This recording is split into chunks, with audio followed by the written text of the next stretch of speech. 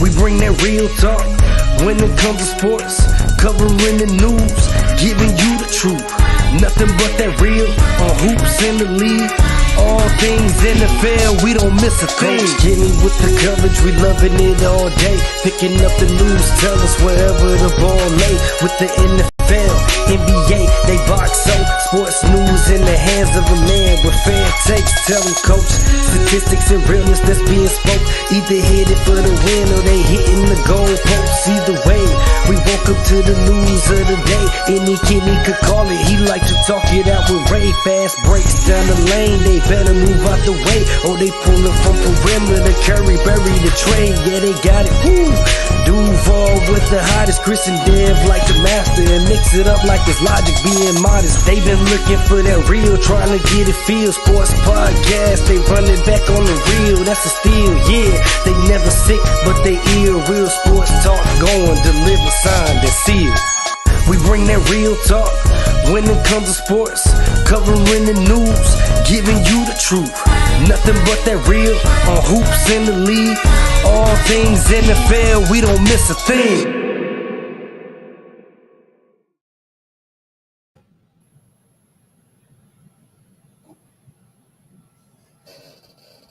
Hey, Chris. What's going on, everybody? How's everybody doing? We back with another Real Talk episode, man. You got Chris, you got Dev. You got Chris, you got Dev, you got Kenny, my bad. Dev, how you doing? I'm doing good, Chris, my man. Well, how you feeling, my guy? Man, I can't complain, but I'm not gonna complain too much. Kenny, how you doing? I'm good, man. I'm good. Hey, listen, hey, Dev, man. I think we're gonna have to do an intervention for Chris. He's starting to become a degenerate gambler. Listen. Dev, I'm not becoming a degenerate gambler, man. Dev, I was up. You know, I've been hitting on some of these parlays, man. You told you I'm get back in the WNBA. I want to shout out some teams real quick. The Liberty, the Aces, man, they doing their thing. The Las Vegas Aces are legit, though. Oh, man. Yeah, no, they're legit. They're legit. Liberty doing their thing. You know, they got some nice players. Sadly, the Dream disappointed me today, another day. But, you know, that's neither here nor there. Let's get right into it because we got a lot of topics we want to talk about. We do. First, I want to hear y'all thoughts on this cool boy Steph fight. Me personally, I don't know if I've been on a rock. All I know, I wake up and I see the notification saying he's fighting. I'm like, where I been at? And so I'm trying my best to find these links to watch these fights. There was going on, and I see him on the ground knocked out. So, Dev, what's your thoughts on this cool boy Steph fight? Like, how you feel about everything that went down? How you feel about him losing, and what you think, you know, the road to recovery is for him? Man, I had got a text message saying that the way cool boy Steph got beat set the black people back 100 years. And I was like, no way, yo, because I didn't really see the fight, but when I seen some of them highlights, oh my goodness, Kenny said it. Man, when Kenny said it, man, I felt like I had Mark Jackson in my head. Hand down, man down. and my man had his hands down. I guess Steph might have went in there feeling real overconfident or something like that. Had to be. Because, man, every highlight I seen that he got touched, his hands was on his hips. Like he was out of breath, like he didn't take the dude serious. So it looked like Steph gonna have to eat this L, you know what I mean, and he's gonna have to try to figure out how can he come back from it, because we just seen a lot of great fighters come back after that one. Now look at Canelo, he's still a big time fighter. The Charlo brothers is still the big time fighters, you know what I mean. So I'm not saying it's all lost for cool boy Steph, but please don't Adrian Broner us. That's all I gotta say, man. Yeah. Please do not Adrian Broner us, man. Kenny, what's your thoughts? Yeah, like I was same way with Deb. Like I had heard about it, but then I forgot that it was airing. You know, because it was overseas. I forgot about the time.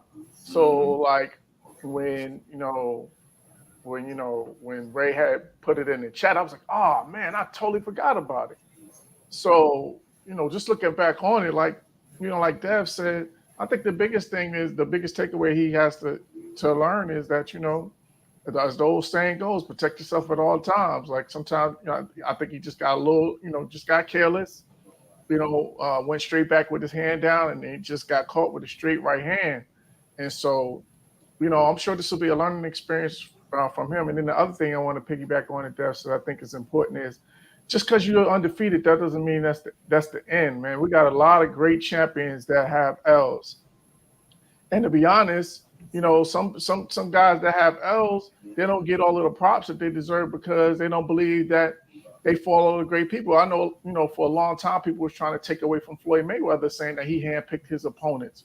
You know what I'm saying? So, being undefeated isn't necessarily, all it's cracked up to be. So I just think it's going to be a great learning experience for him, and I'm sure that he'll be back. And from what I understand, he jumped up 2 weight classes as well. Mm-hmm. So I think that might have had an effect as well. So, I salute him for taking on the challenge, and it's just it's a minor setback, but he'll be back. He has a skill set and he has the ability to be a great fighter. So I just think that this is just a great learning experience for him. So he'll be fine. No, I definitely agree, and I'm glad you touched on that Floyd Money Mayweather comment because it feels like fighters just want to keep that O next to their name and think that's the end all be all, but it's really not. I'd rather see. I have more respect, for guys that fight the best guys in their division. Okay, you might lose, but you might bounce back. You going to keep winning. You have a good career. I feel like that's I big up those guys more than guys that want to take the easy way out. Keep them zeros next to their record. That doesn't do nothing because, like you said, there's some guys with a couple losses, or a lot of losses on that record, but it's still, might be ahead of guys like a Floyd Money Mayweather, some people's eyes. So I just want to, let him know, and I hope and the whole Phillies let him know that we're a little sad. We'll be honest, but we're not going to stop supporting you, and we definitely know this is not the end. So the dead point. Don't Adrian Broner us, please. Don't Adrian. But I doubt he will. I think he really will use this, as fuel, for his career going forward. And it could be a humbling experience for him. I feel like everybody in their career sometimes might need a humbling experience. He got his early, so maybe like Canelo. Canelo got his a little early, and you saw how dominant Canelo's been since then. So who y'all think? What do Steph should do now? Should he go back down to his original class? Should he continue to fight in the same class? What y'all think his next step should be? That's a good question, man. To be honest, I'm not for sure. Like, I think at this point, I think he has to see, what's available in the weight classes because he's kind of at the point now where he's looking for big money fights. So yeah, I think whatever the big money fight is, I'm not sure he might need to go back down because at least one. Maybe one. But because it seemed like, and I only saw a little bit of the fight, but it seemed like his power didn't quite carry as well as it did, in that other weight class. So maybe he needs to go down one, maybe not two, but to Chris's point, maybe down one weight class and fight one of the best fighters in that division. I'm with y'all. Yeah, because like I said, man, he stepping up into that weight class. It looked like it was a different preparing for this fight. You can see his opponent was all in. I mean, he wasn't taking it looked like he never took his gas off the pedal. It looked like he was ready for whatever Steph had for him. And honestly, I think that Steph needs to probably do more preparing for his opponents than that. He need to do a little bit more tape studying, a little bit more to figure out where's their weakest rounds. You know what I mean? Because like I said, if Steph would have kept his hands up, maybe this would have been a different type of fight. But him having his hands down, that kind of lets me know that you went in there kind of a little cocky, a little bit.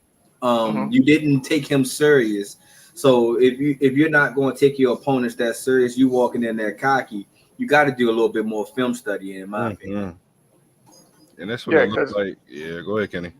Oh no, I was just saying, and if that's the case, then that's a big mistake on his part because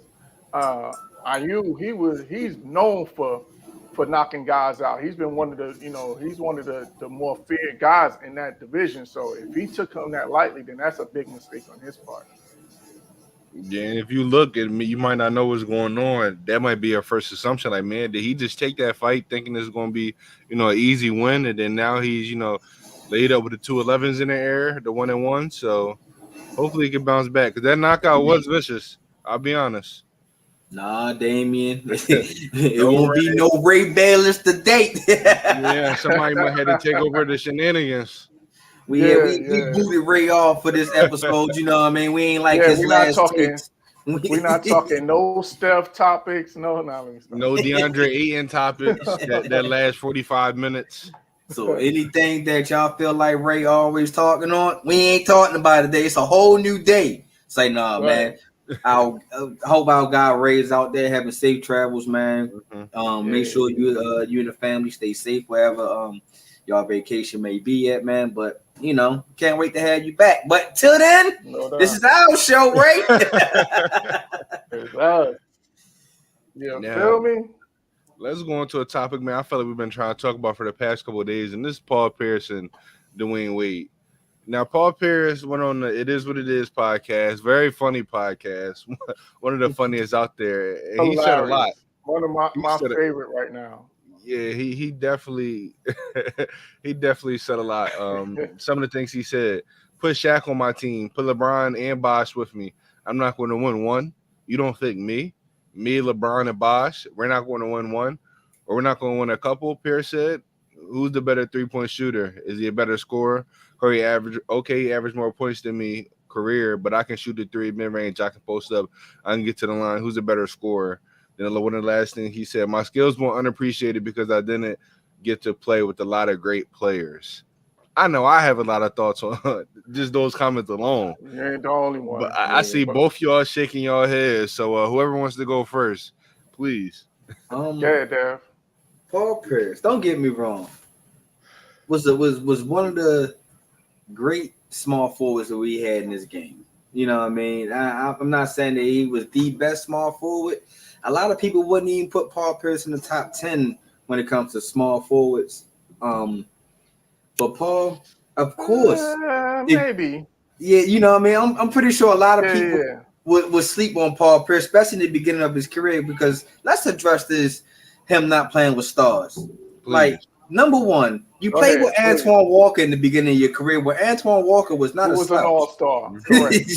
You played with Rajon Rondo. You played with Ray Allen, who was the greatest three-point shooter during that time. Correct. You played with Kevin Garnett when he was 1 and 2 versus Tim Duncan, who was the best power forward. You had the up and coming best head coach in Doc Rivers, who had won Coach of the Year in Orlando. Well, Orlando didn't really have that many good players. So you're gonna sit here and tell me, Paul, that you didn't play with some greats? Like, we're not going to talk about that because you played with some greats, my guy. But remember, the big three really kind of started with Boston. And ain't no kind of. That was the big three. So that is the big three. I'm not understanding where he not getting it. Of course, because if I'm not mistaken, Shaq did come play in Boston with Paul Pierce. Yeah, but that's about the only one.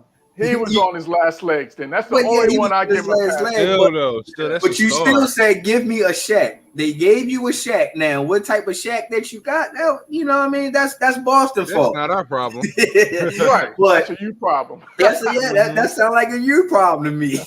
But nah, man. But Paul Pierce versus D Wade, in my opinion, I feel like D Wade had a stronger career. I'm not gonna say had a better career because I felt like both of their careers.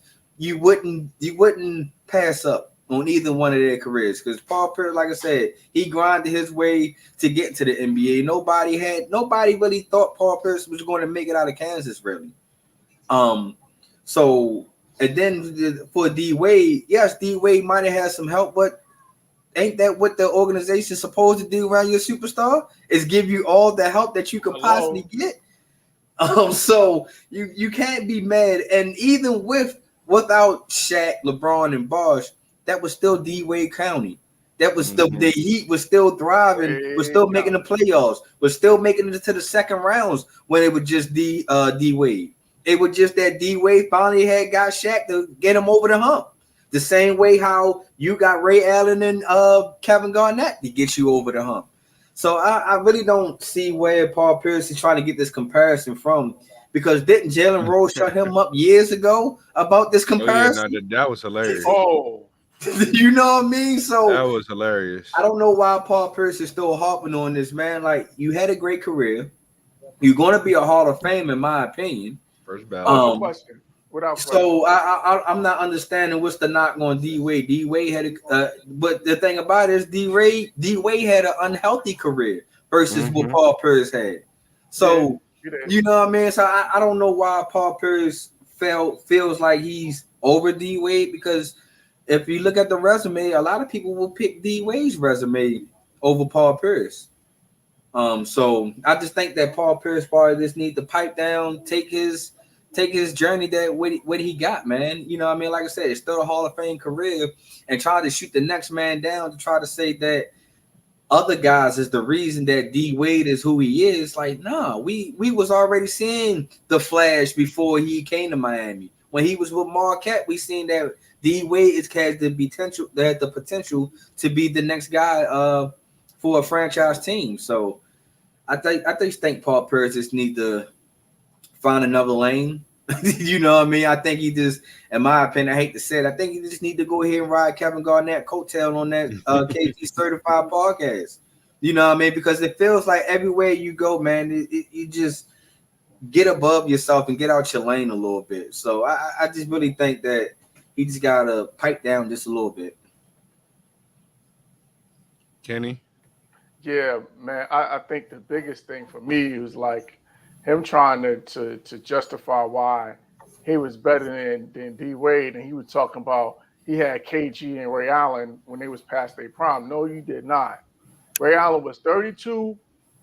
I looked it up. Ray Allen was 32, and KG was 31 when they came to the Celtics. So that is not past your prime, my guy. And then if that's the case, I'm sorry to cut you off, Kenny. No, go ahead. Why were y'all so mad when Ray Allen left to go Miami? Oh, they were hurt. They were hurt. That's the other part. Like, come on, man. So that's the other part. Like, you can't sit here and start, doing revisionist history here, because y'all had y'all time, y'all had y'all run, y'all didn't get it done. So the fact of the matter is, y'all went to the NBA Finals twice and y'all lost one. So you had your run and y'all wasn't able to sustain it. I will give you, some injuries played a part as to why you couldn't sustain your run, but you can't put that on Dwayne Wade. And then everything else, all the other stuff, like, it makes you sound bitter. Like, no kidding. If you get LeBron and Chris Bosh, you're gonna win championships. Yeah, no kidding. Like, if you put we could substitute any star with those two guys and they're gonna win championships. It's not gonna be like you gonna make that much of a difference. It's just a matter of you assembling that great amount of talent. It's gonna ultimately result in championships, which you had in Boston. That's the other thing that they said. And you had a young Rondo. You know what I'm saying? So, like, you have to miss me with all of that, man. And he, like I said, he just sounds bitter. And he just needs to let it go, because while he's had a great career, D Wade had a better career. It's no ifs, ands, or buts about it. It's not up for debate. It's not up for discussion. D Wade was just better than you, and it's okay. It's not that big a deal. Y'all both going into the same Hall of Fame. So, like, you got to just, you know what I'm saying? Like, you just got to let it go. Let it go? Yeah, you got to let it go. You got to do what Elsa did on Frozen. Let it go. Yeah, this whole thing funny to me, because it's like we can't even talk about. First, we got to address the outlandish comments he said, and that makes you not even want to somewhat look at the careers, because when he said he doesn't play with or never play with a superstar, I'm just looking at the first original big three of this new era, which was the Boston Celtics. It was not the Miami Heat. It was the Boston Celtics bringing over all NBA to be a young guy. So let's get that out the way. And to say that they were past their prime, Kevin Garnett, like you said, was 1 and 2 as far as power forward. And he the one that came out and said, "Yeah, I'm gonna go a step down just for this to work." Ray Allen was the best shooter in that era and considered the best shooter of all time because we had no idea Steph Curry was coming through and was still a very good scorer. Then you had young Rondo. He had a squad, and then he leaves them. Then he goes to Brooklyn.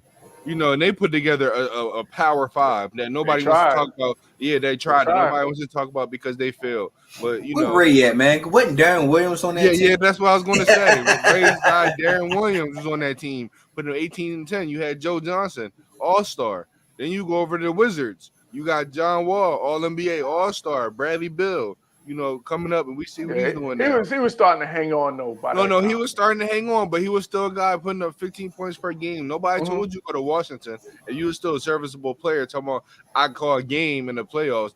You could have went somewhere else. But the fact of the matter is you went there thinking y'all had a chance, and again, another team that did not have a chance. So to say he never played with the superstars, to me, is outlandish. But when I look at his career, yes, he was a very good scorer, one of the best scorers in your era.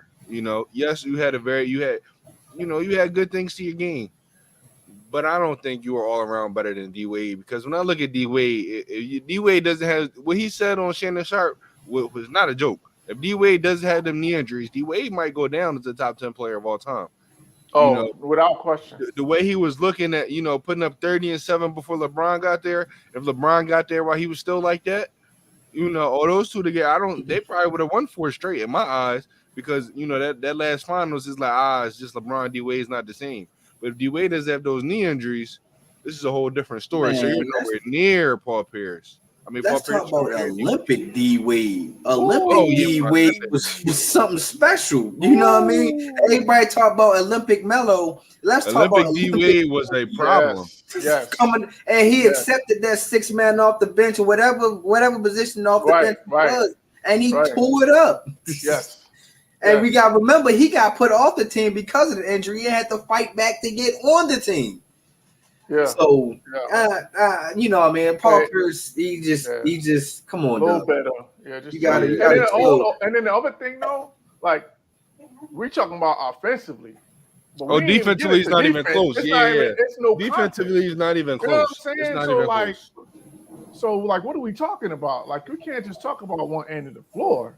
Like offensively, you could make a case that that Paul Pierce was probably better offensively. I think he had more, his skill set was a little more diverse, especially with the 3-ball and the way he shot the ball. Mm-hmm. But defensively, it's no contest.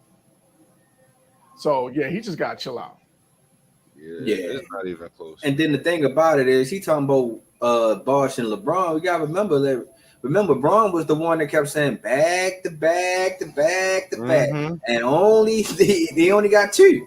So you know what I mean. And then if you look at Boston had 3 opportunities to get to the finals. It's not their fault that they lost to Orlando in the conference finals. That one I know they didn't really have KG, but regardless, like you said, they had multiple opportunities. You were Game 7 against the Lakers. So let's not act like you had your run. You had your run.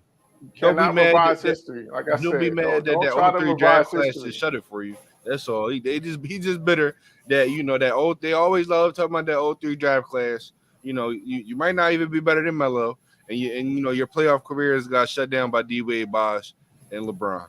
Sad. But and I'm a fan of Paul Pierce though. But without question. Like start talking about you never played with great players, and we looking at you like, bro, you not understand. Like, come on now, you gotta stop. But speaking of basketball, Kenny, let me know if you come up with this graphic. If not, I'll read the teams off for you because we got a "Who would you choose" type of segment. Something I've been wanting to do on Real Talk for a long time. Hold on. I think I can. Just give me a second. And before we do this, to me, I think there is one wrong choice by far, in my opinion. But I definitely think the way we all look at the game, I hope that we all have different answers. It'll make it interesting if we all have different answers. Yeah, true. Because I kind of got 2 teams that I can ride with. One team is just completely just biased. Okay, so I'm thinking one team to me I think is a loser off the rip. I'm not gonna be a hater. I'm not gonna be a hater. I already know what team you talking about. All right, yeah, I'm not gonna be a hater. Oh man.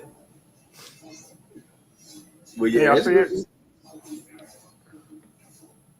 yeah, behind the Yeah, behind us. Yeah, I don't know if I could pull it in as a slide though. That's fine. I'll read the teams off. Team 1, point guard Chris Paul, 2 guard Kobe, small forward Kevin Durant, power forward Kevin Garnett, center Kareem Abdul-Jabbar. Team 2, John Stockton, Allen Iverson, LeBron, Tim Duncan, Shaquille O'Neal. Team 3, Magic Johnson, Michael Jordan, Giannis, Dirk, and Jokic. And Team 4, Curry, D Wade, Larry Bird, Karl Malone, and Hakeem Olajuwon. Kenny, you sent this in the chat. We're gonna go with you first. What team are you choosing? All right, I'm going with Team 3.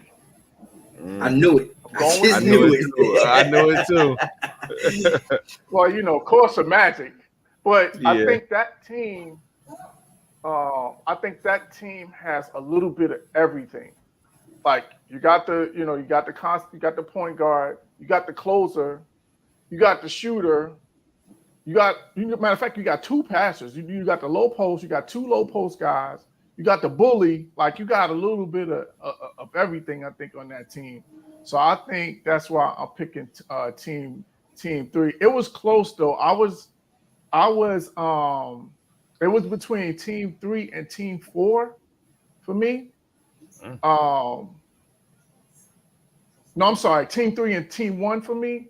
Only thing that was Chris Paul. Like Chris Paul kind of just I hate to say it, but like his playoff track record, it kind of like what I mean, kind of messed it up. So, but it's that you can't go wrong with any one of these teams. You can definitely win with, but I just think that Team 3 has the most of everything that you're looking for in terms of all of the pieces and all of the components. You know what I mean? So that's why I'm picking them. Dev. Whew. I'm gonna go with Team 1. Most definitely because of the Mamba. Y'all already know that I'm a Mamba guy. I believe that he's most definitely the second-hand bully, because I'm pretty sure that Team 3 bully is going to be Jordan for Kenny. So I'm most definitely going to have to go with the second bully on this list, in my opinion. It's most definitely going to have to be Kobe. I'm going to have to live with Chris Paul with this playoff track record. But I still believe that if David Stern would have never vetoed that trade, my man Kobe, I feel like Kobe would have had his 6th ring, and Chris Paul would have had his first. Did you ever hear Jeannie Buss story and how it got vetoed? I heard it a little bit, but I didn't. I'll send it to you. I'll send it to you. Kenny's a good interest. So what it had nothing to do with it was more so that because I'll send it to you so I don't misquote anything. We can talk about it, but it might not be why you think it got vetoed. Right. And most definitely Kevin Durant, easy sniper. You know what I mean? He's going to get you his easy buckets. And then Kevin Garnett is going to talk trash, grab rebounds. He's going to be that guy. You know what I mean? And of course, it's Kareem, man. You know what I mean? The second all-time leading scorer. Back in his day, nobody was blocking his shots or anything in that nature. So I just feel like this team can be more dominant and use their length when it comes on the defense side of the floor. I just think that this is a complete team. Now, this was close to me because I wanted to choose Team 2 also. The only thing I didn't choose Team 2 is for the fact that small backcourt. You know what I mean? The John Stockton and the AI. Not enough shooting for me. Yeah, but you know what I mean? When it comes to dominance, you got Shaq and Timmy D down there on the rebound tip, and LeBron can get down there also. And you know what I mean? John Stockton don't have to always run a point when you got AI and LeBron on the floor. So it was close for me for Team 2, but like Kenny said, man, wasn't enough shooting. I'll be honest. I'm not changing my pick because y'all took two of my potential teams. When I look at team 2, like you said, small backcourt, not enough shooting. Sadly, maybe if it's a different guard, if I could have got rid of Stockton and replaced Stockton with somebody else, then I probably would have done that. Or if Stockton was, Steph Curry, maybe I look at team 2 a little bit more. Team 4, I'm not a fan. I'll be honest. Some good names on there, but that's just not the squad I'm rolling with. I was stuck between team 1 and team 3, and I went with team 1. When I look at Kobe and Durant, I mean that's a scary 2 and 3 right there. Kevin Garnett, Minnesota's Kevin Garnett. That's a little different. I got Kareem Abdul-Jabbar. Now, my only thing that was me questioning my head was Chris Paul. Did not want Chris Paul running my point guard at all. And if I could have had Magic Johnson in there, best believe team 1 would have been a team for me.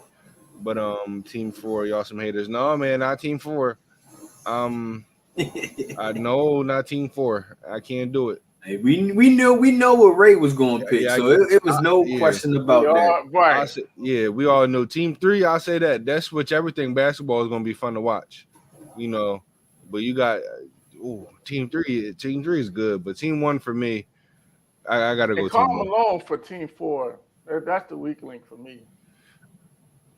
He's another one because he's not really. He doesn't have his pick and roll guy. Suspect. And I was just saying, and he's suspect. He go with this daggone CP3 and Steph's son.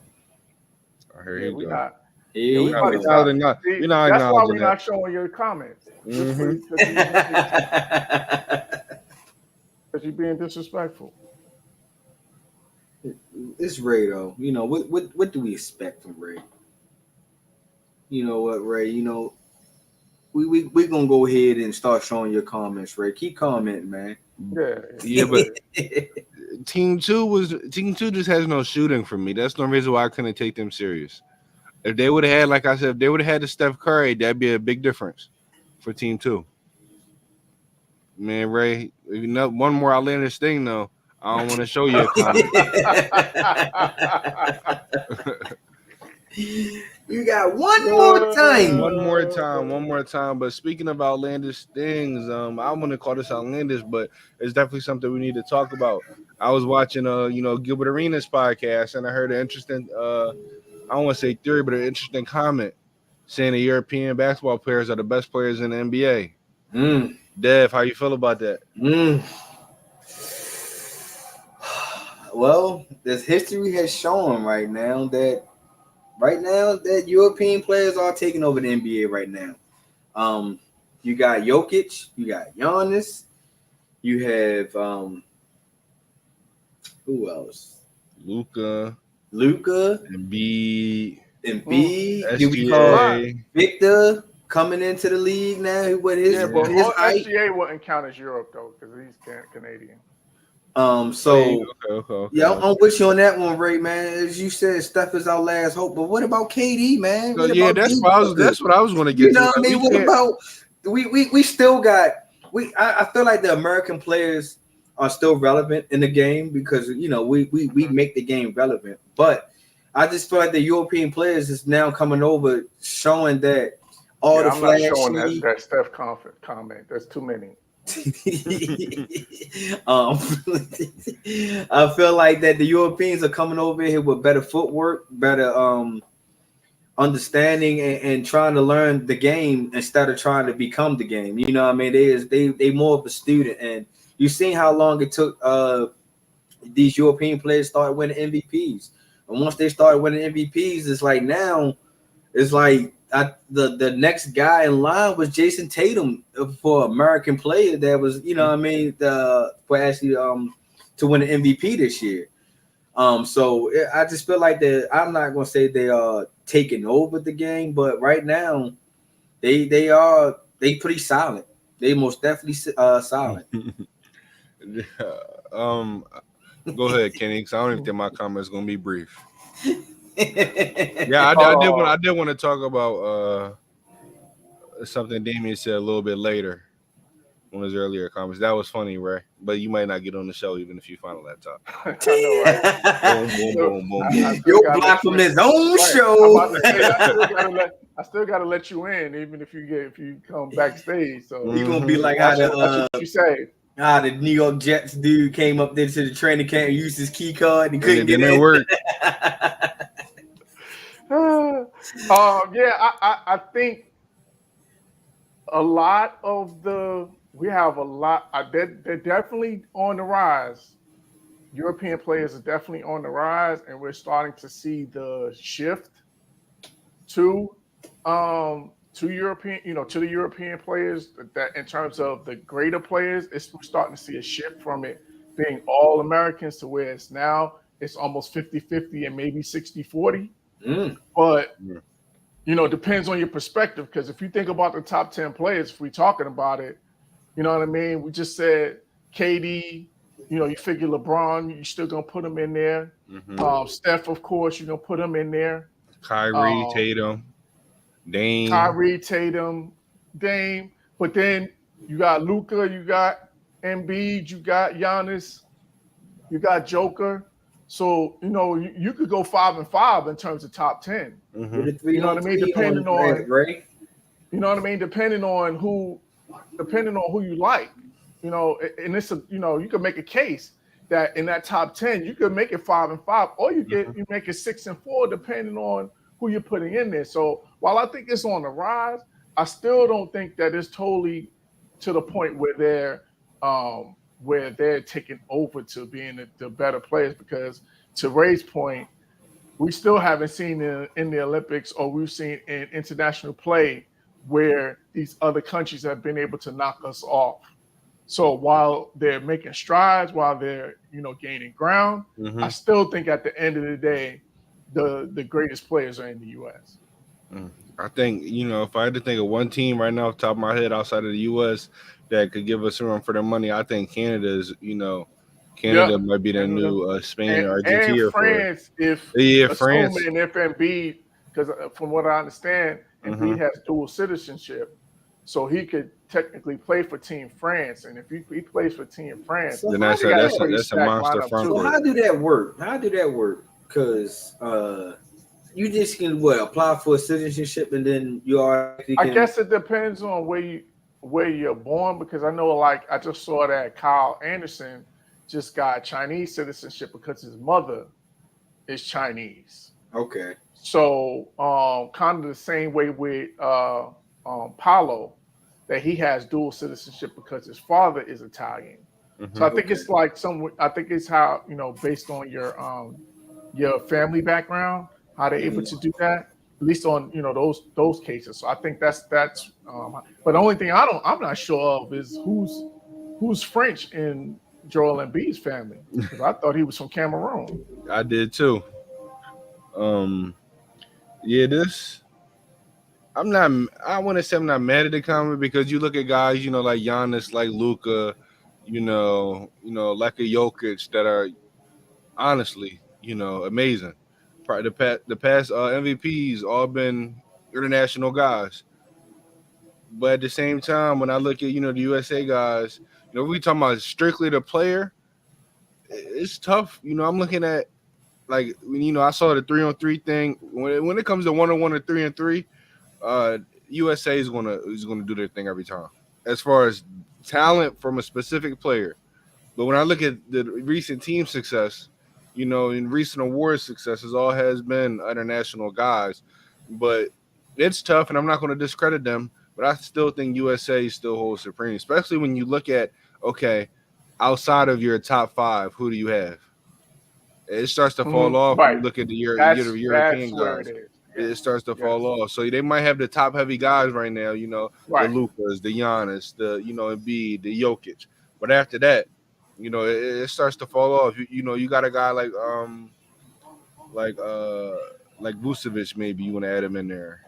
But other than that, it does fall off. But I think that's a good conversation, because, like I said, man, the past couple of MVPs and couple of championships been led by some European guys. So it's definitely a good conversation. But I think, as far as skill set, as far as that, like Gil said, the one-on-ones streak could be signing times. No, I'll be honest. Um, when I want to say real squad, but when the Olympics come up and the USA puts together that team, it might be a Mhm. KD's last run. LeBron might want his last run. And there's so many young Yeah, I guys. think Anthony LeBron said he was Edwards, done. he said it was done. Yeah, I think he did a few Okay. years back. KD might want his last run, but you got Booker. Like, there's so many Yeah, talented guys that Curry might want his last run. Tatum. So when it comes to yeah. USA Because basketball, I'm not did too worried. Steph, has Steph played in the Olympics? Yes, Mm, I I remember thought he Steph. only Or played in. was it the I thought Steph World was in the Cup? 2016, if I'm not mistaken. Steph. Mm, Yeah, I'm not. I need to. Yeah, we probably need to look that up because I don't think he played on an Olympic team. I think he's played on the World Championship team. Yeah, I thought he was on that 2016 team. I could be Yeah. Well, Oh, never mind. Ray. He never played. Yeah. Wow, he never Ray played. knows all things Steph Yeah, Curry, so we just have to ask him. yeah. I should have Got just all- asked Ray. Steph Curry thesaurus right there, I'm telling you. dictionary, encyclopedia. But speaking of European players, Kenny, I want to ask you this: does Wemby have too much hype coming into the his rookie year so far?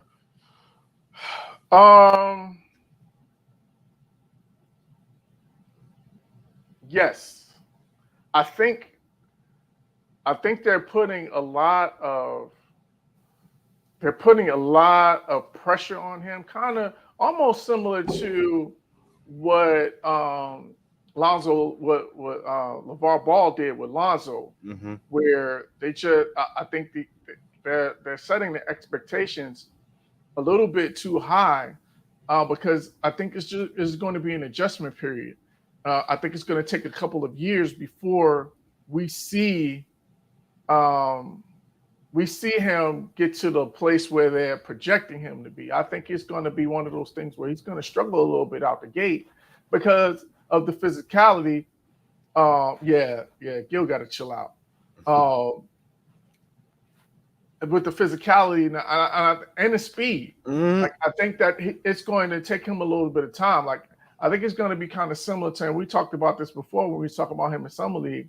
I think that we'll see him kind of do what he did in summer league, where he'll have one really good game, but then he'll have a game where he's kind of bad or where he struggles. So I think it's going to take a minute for him to find his consistency, and I think that that whole generational talent, like I think it's going to be a few years before we can really see that he's that type of guy, because we've seen this before, like Porzingis. We saw, everybody was talking about him coming in and just being this, unicorn, and what do they call him? Unicorn, and something else they was calling them, and all of these things. Like, and we see that he hasn't lived up to, hit the expectations that were put on him coming into the draft. So I just think we got to be careful when we say these things. Now, don't get me wrong, guy is super skilled. He definitely has a skill set and the ability to, be a really, be a great player in this league. I just think that we gotta be a little patient with it.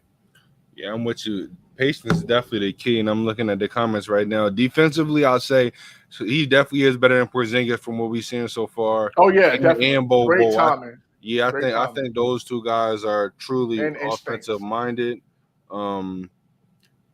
But he's definitely too hyped. Just to answer that question real quick, he's far too hyped because when you're out, even I feel like everybody coming out might be too hyped. The expectations might be too high. To say a guy has to be all-star his rookie year, to say guys to be all NBA caliber his rookie year, to me is putting a lot of pressure on him because it's not like he played in the NBA already. He's coming from a different league overseas at a young age, has to get used to so many things. So I'm not saying it's impossible because we've seen, Luka come in and have a very good rookie year. So we've seen guys from overseas come in and have very good rookie years, but to say he has to be all this, his first year to me is a little insane. And to address the Bol comments, I'll say this about Bol. Scoot, yeah, we know how you feel. But that's not a topic. So to address the Bol stuff real quick, when I look at Bol, The talent, him and Wemby, when you look at skill set, yes, they do the same things. But, and again, I'm not blaming Bol, but this is, possibly his third team he's about to be on since he's been drafted. Here's a guy that's supposed to be a lottery pick. We can say injuries, nerf that because of the height and everything, but he got opportunities with the Magic, that who have no front court whatsoever. Well, honestly, though, I So I don't don't. think that he really has gotten a fair shake He's or a he's fair shot. Like he even the started like time, 30 games this year, and that's I'm what not. I'm And I'm saying. not. Like I'm not saying he got the best opportunity, but now he's being pushed to that thing where it's like, is it opportunity or is it him? So yeah, no, the that's next fair. his next opportunity, he's gonna have to show that it was just opportunities. It wasn't him because this would be your third team you'd have to join.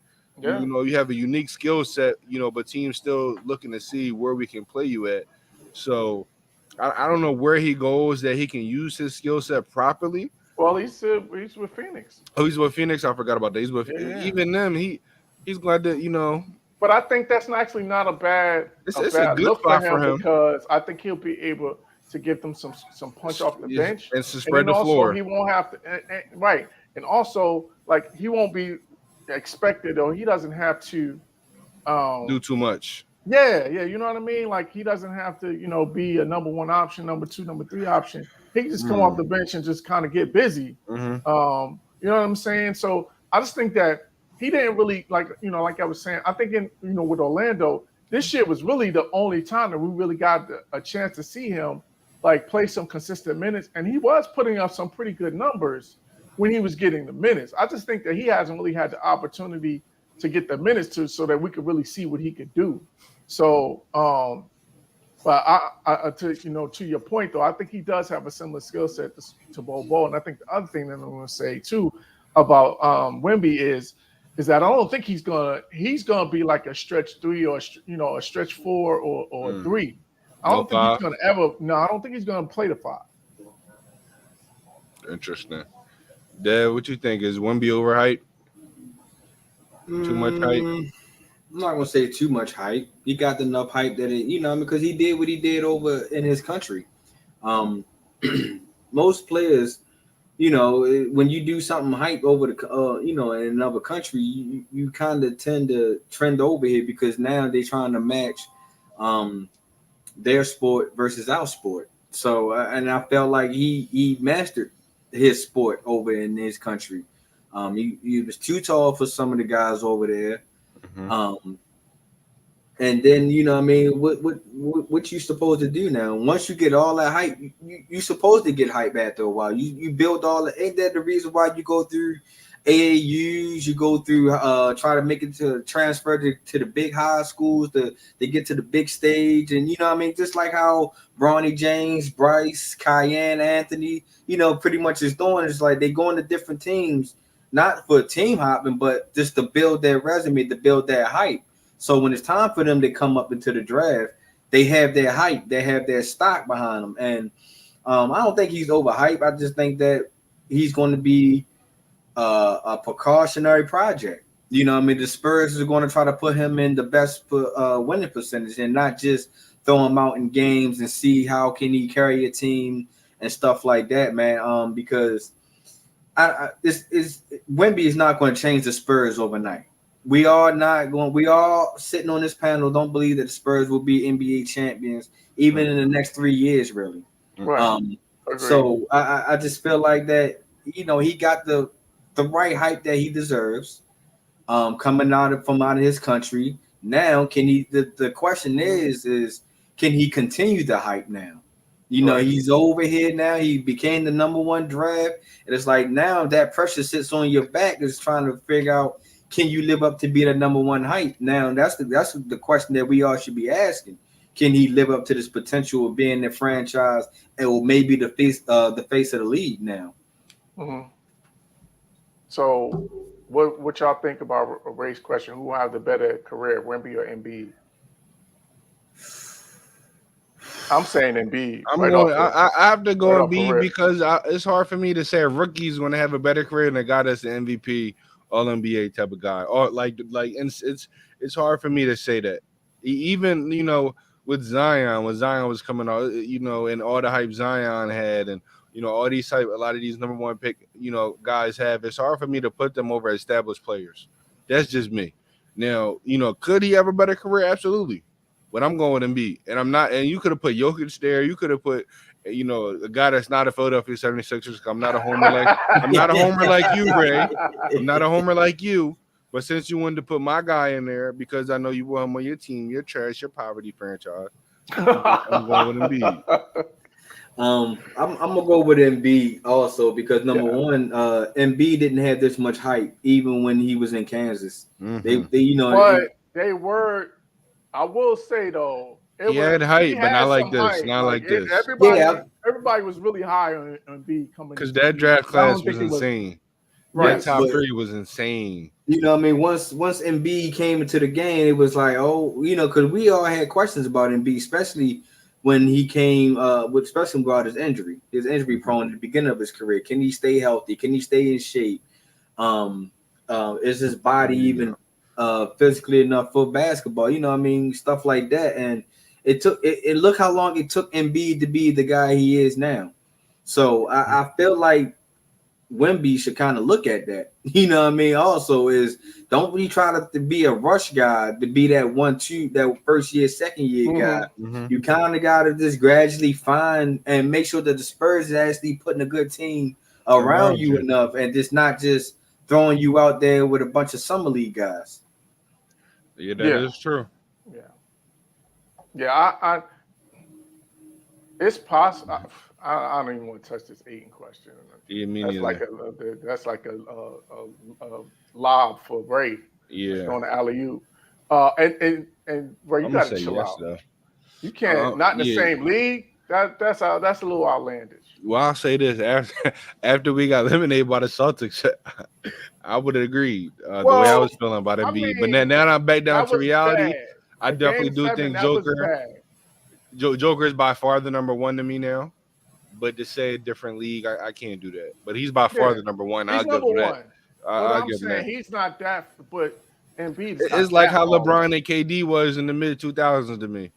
So what would it take for Embiid to be in the same league as Ray was putting it? What since we go feel like Embiid in the playoff series. For one, to win a playoff series, past the second round. Go to at least he's got to get to the conference finals. Like he's got to make it and be competitive. Because we were asking the same, and we were asking the same question about Jokic last year. Yeah, about all the stars, Jokic, Giannis. We was waiting for Giannis, especially Jokic, because they had only went to the conference finals and he has that 2 one MVPs. year.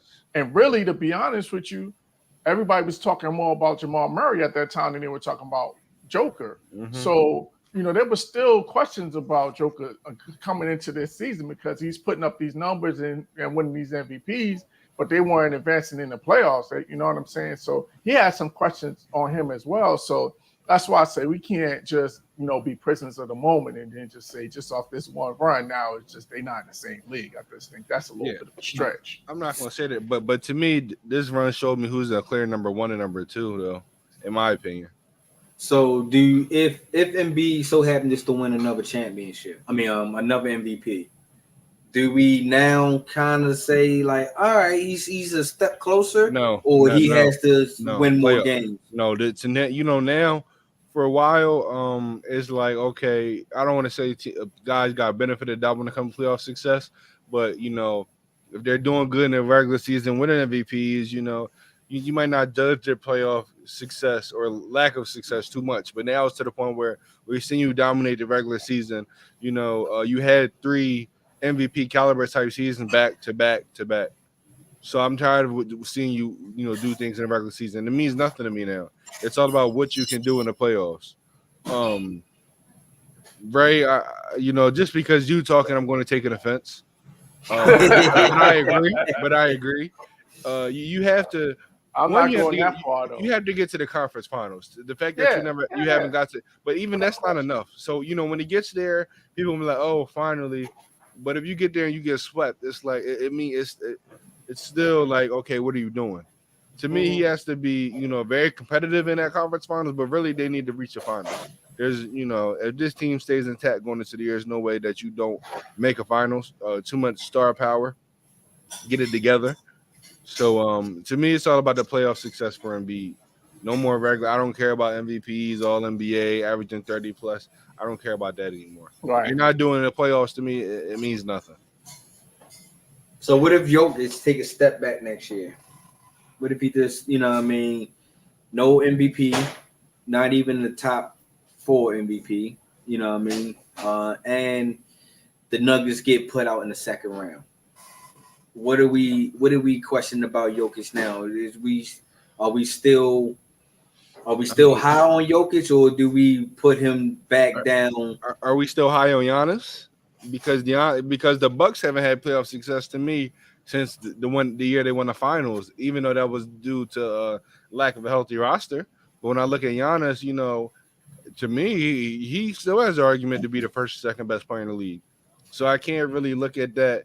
And, it depends how they lose, because I will say, the Bucks lost, in the playoffs were 2 injuries, but I'm still high on Giannis. I think he showed me what he can do as that elite number 1 and what he does in the postseason in the finals. To me, I saw what Jokic does. So, the only way, unless Embiid wins the finals that year and averages 35 throughout the playoffs like Shaq did back in 2001, unless Embiid has that type of run, then maybe I could look at the whole situation different. But if he doesn't have that type of run and Jokic, gets bounced out in the second round, to me, Jokic is still the number 1 center in the league. I'm with you on that one. I'm with you. What you think about that, though, Kenny? No, I'm with you there. So, like, you already said it. Like, at this point, it's just about him making a playoff run, because that's really the only thing that's keeping Embiid from being in that, almost in that all-time tier, because he has a skill set. Mm-hmm. You know what I'm saying? Like, that's really what's keeping him from being in that all-time tier. So he's got to make a deep playoff run, especially. The other part is to your point earlier, Chris, like the that. way that they went out in the playoffs. Question. Mm-hmm. You know what I'm saying? The way they went out, that's what really has hurt Embiid. Like, he has to really make a look. He really has to make a deep playoff run, and he has to be the best player on the team during that playoff run as well. So I just think it's a few, it's a couple of things that he has to do. You know what I'm saying? So Ray had posted a good question. About, and then we could go back to Jay. Yeah, no, we definitely gonna put it. But I feel you with individual success, but even Jokic's individual success is better than Embiid's. We could talk about. I'm a big believer in individual versus individual, but even individual success, I still take Jokic right now. Buck had a low playoff success because. I won't even take no shots at you, Jay. But yeah, this comment right here. What do you think about that, Dev? I think that if they was to meet in the finals and whoever has, I'm not going to say who win, which team will win will put them on top. I feel like who had the better finals, in my opinion. And I'm talking about all around finals because, in my opinion, I feel like Embiid is the better defender than Jokic. Correct. Absolutely. You know what I mean? But when he's not lazy. When he's not lazy. But on the flip side, on that offensive side, we all know that Jokic can create better than Embiid. You know what I mean? He's a better playmaker. Yes. But Embiid can be dominant. He can take over a game. I'm not saying that Jokic can't, because Jokic, when he takes over a game, it's kind of different. You know what I mean? His playmaking ability kind of overshadows what he can be in his scoring wise. But for us Embiid, man, he can most definitely take over a game. We didn't see Embiid come down. Oh yeah, and straight dominate on the offensive side. You know what I mean? So I feel like if Embiid can beat Jokic in the finals, I feel like that Embiid came a step closer than what we would originally saying now. I feel like, because in my opinion, I feel like Jokic and Embiid are in the same room. They can have the same type, almost had the same conversations that now that Jokic can look over his shoulder at Embiid was like, I got one Finals MVP over you, I got a Finals over you, and I got an extra MVP over you. You got to kind of match that. So most definitely, if Embiid wins, he kind of bring the conversation a little bit closer. But if Jokic flat out wins in the NBA Finals against Embiid, man, I'm with you down, Ray. I feel like they're not in the same room no more. I feel like they are on different, almost on different tiers a little bit. Well, let me ask you Especially this, though, Gav. if Jokic show you up on the offensive side.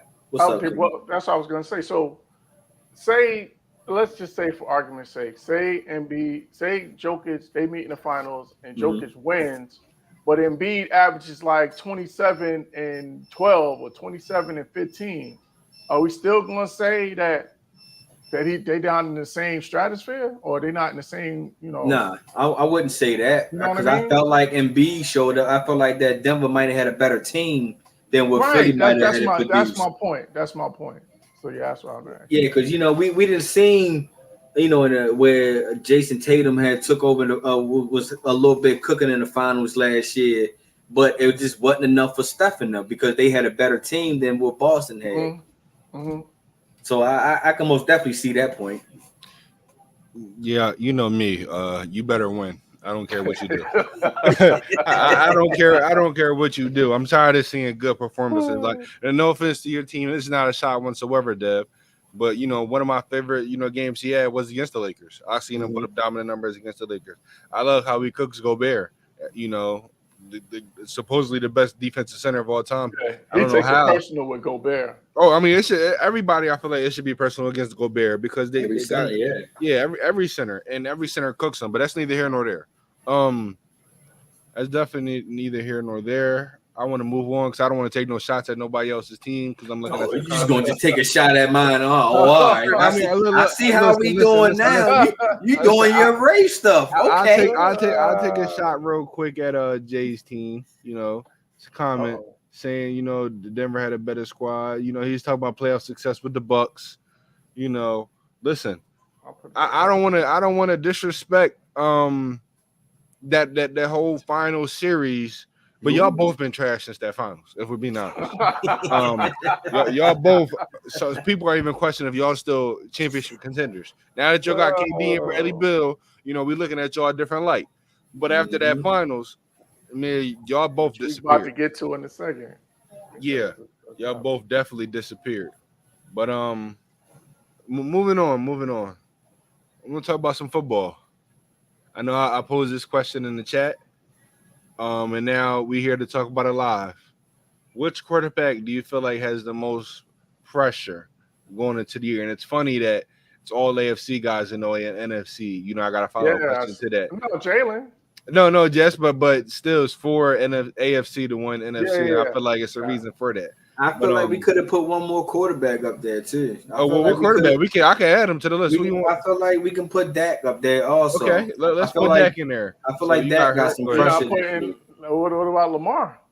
We can throw Lamar in there also. We got the quarterbacks. What quarterback you feel like has the most pressure? Dak, Hurts, Herbert, Allen, Rodgers, Tua, Lamar. Kenny, you can go first. I'll say the same thing that I said in chat. For me, is Herbert.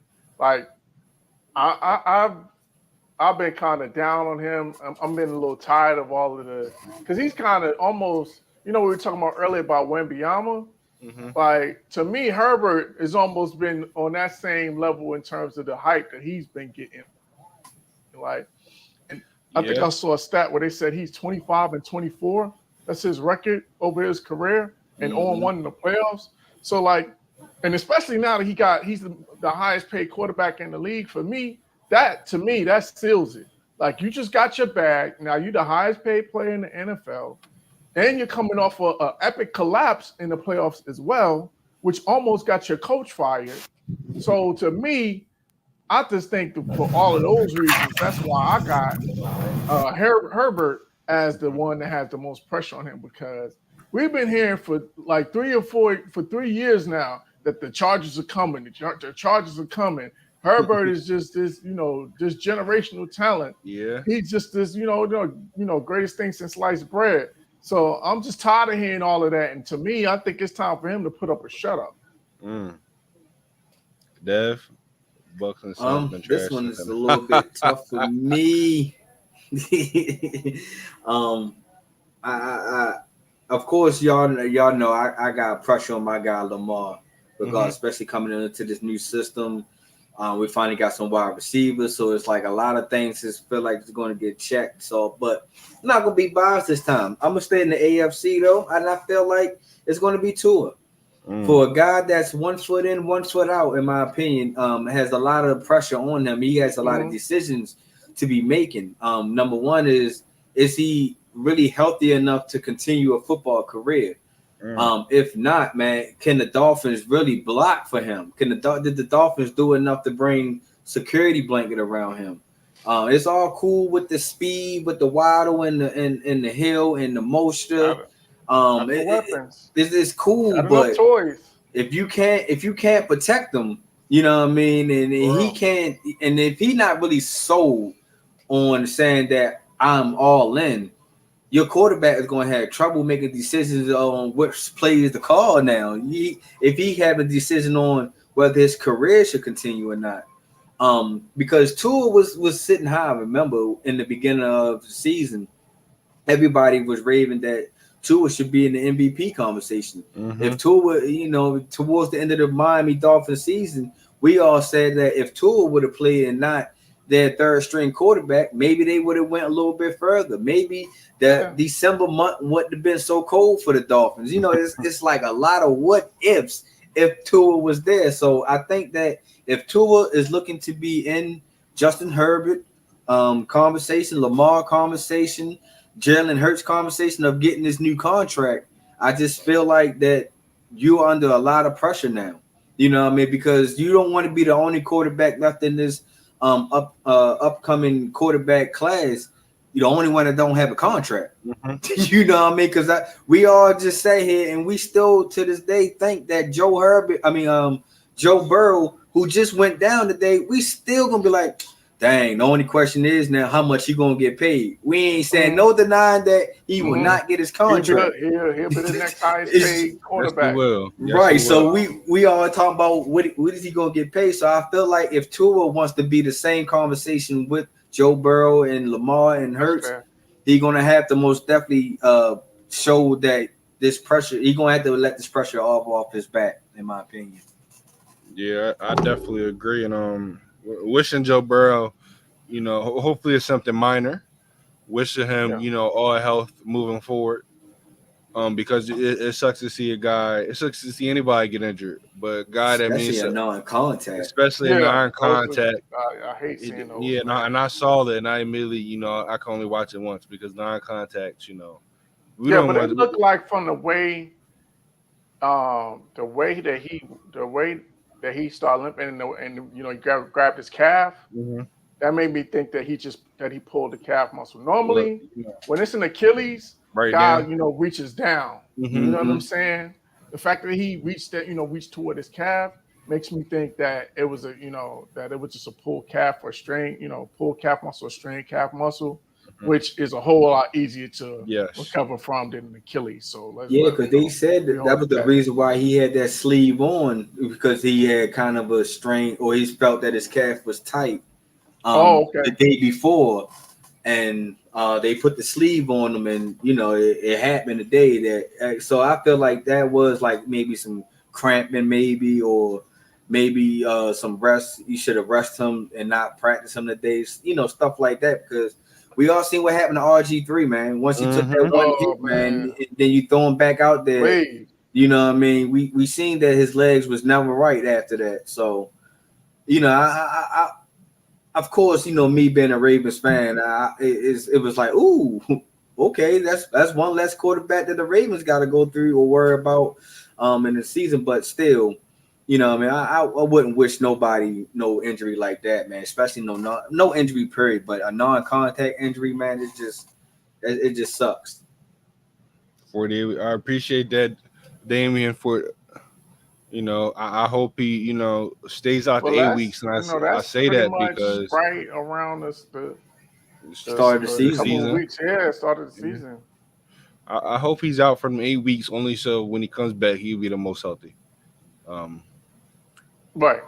Well, yeah, I'm but sure they're going to take every precaution. oh, of Yeah, course, we You know already what I know mean? They're you. not going to bring him back until, unless he's, almost as close to 150%. 100% as right as possible. So, You can count preseason out. He Mm-hmm. won't be right, doing no that's done. preseason. He ain't Nope. doing no dress rehearsal. Nope. Right. He ain't doing none of that. Everybody in their fantasy, everybody getting ready for their fantasy drafts. Mm-hmm. You make sure you change your draft board because Joe Burrows looks like he's gonna be out the first 4 weeks of the season if it's if he's gonna be out for 8 weeks because that's Mm-hmm. like towards that's pretty much the end of September. So that's the first 4 weeks of the season. Oh man, and then I think we got Cincinnati the 4th or 5th week Oh, of the okay. season You too. might catch a break. So yeah. I can't remember if we up there or they come to us. I'm about to check that out right now. But I most definitely know I was gonna say I was about to look. we got them because we got them in Pittsburgh like on a back to back. Matter of fact, I think we got our whole division that 3 week span. But I'll answer this briefly. When I look at all these quarterbacks, I feel like everybody has pressure going into the year. That's why I kind of name these guys. Oh, we got on week 2, Kenny. Oh, there you go. Week Lucked 2. out. Yeah, you definitely did in luck out. Cincinnati. In Cincinnati. Yeah, you lucked out. Lucked out. I couldn't think of NFC quarterbacks because NFC to me is a little weak, in my opinion. Yeah. Well, so it's I a little think weak. it's clearly like we were talking about earlier with the tiers. It's definitely AFC than NFC. There's no question. Yeah, about 100%, 100%. And I'll be brief. At first, for me, it was Herbert, but now I'm going Josh Allen. That was my second guess. Yeah, when I'm looking at me Allen, too. and this guy's the cover in Madden. No, and this has nothing to do with Madden. But I'm just saying, the cover of Madden. Then look at all these quarterbacks as someone the same, age group. He's getting compared to Mahomes. Everybody's saying he's the second best quarterback. Well, Mahomes went to the Super Bowl, has won Super Bowls. Joe Burrow has went to the Super Bowl. Jalen Hurts has went to the Super Bowl. And so for everybody to just have him as their number 2 guy, it's time for him to step up. I mean, yes, he had opportunities, and we can't really blame the loss to the Chiefs on him. But at the end of the day, it's time for you to put up or shut up. And to me, this is that year. Yes, you didn't get D-Hop. That's fine. You still have one of the most prolific offenses and a very good defense. And everybody's looking at you to win your division yet again. Yeah, but nobody's looking at him to win anything, though. That's why Derek Carr's not on And my that list. division is trash. So The division is super trash. that's probably the highest expectation we have is for him to win that division. Yeah, and That's about it. And the AFC is tough. But again, Loaded. yeah, you want to be the second. You think you're the best quarterback, and everybody has you their second best quarterback. You should be able to win this division. This should be all year. It's time for you to lead your team over the hump. And to me, that's why Josh Allen has the most pressure to me, because when I look at all these other guys that's in that elite category, that top 4, top 5, most of them have been to the Super Bowl as of recent. He's the only one that hasn't been in there. So I got to give it to Josh Allen. Yeah, I was thinking about him too because he's another one to your point, to where we've been talking about Buffalo, another team that we've been thinking that they're going to make this deep playoff run, and they haven't. But they got to the AFC Championship that one year, but other than that, they really haven't been able to sustain that playoff runs. And then last year, them losing to Miami, that was pretty embarrassing. So I just think that I agree with you. And then the other part is that with the turmoil kind of that's going on up there in Buffalo too, I think that's putting a lot of pressure on Allen because Stephon Diggs, we're not sure if he's totally happy with the situation there, and so I think that adds some pressure to him as well. And I will say with Dak, we added him in there, and I do think that he does have some pressure on him as well because this is pretty much the last year. I think after this year, there's one more year left on his contract, and so if we don't make a deep playoff run, I think he's not a Cowboy. If I gotta have, that's what I'm saying. Like I think they start he's looking elsewhere. We start looking elsewhere in terms of looking for a quarterback. So I think he has some pressure on him as well. I don't really think Jalen Hurts, I just think the only thing he has is a target on him. I don't know if it's necessarily a pressure. I think he has a target on him because they're considered to be the class of the NFC. They're considered to be the team to beat in the NFC. Yeah. So I think he has a target on him. I don't really think it's really so much pressure. I think it's more of a target. And bro, Rodgers has pressure to me though. But yeah. He needs because I might secretly draft him as my quarterback in fantasy. So do your thing this year, Rodgers. But Brock Purdy. See, I was thinking about that, but I don't know who's gonna start. And they have too many guys over there. So, I could say that quarterback with Brock Purdy. Right, and it seems like you could just put anybody in there. You could put you could just put anybody behind center in San Francisco and they produce. Which it's sucks crazy because I feel like if you actually give them a quarterback, they'll be a little lethal. True. But we talk about quarterbacks. Let's go to running backs. Dev, first I'll ask y'all this question. Well, I asked that last. Your top 3 running backs going into the year this year. Nick Chubb's number 1. Number 2 will be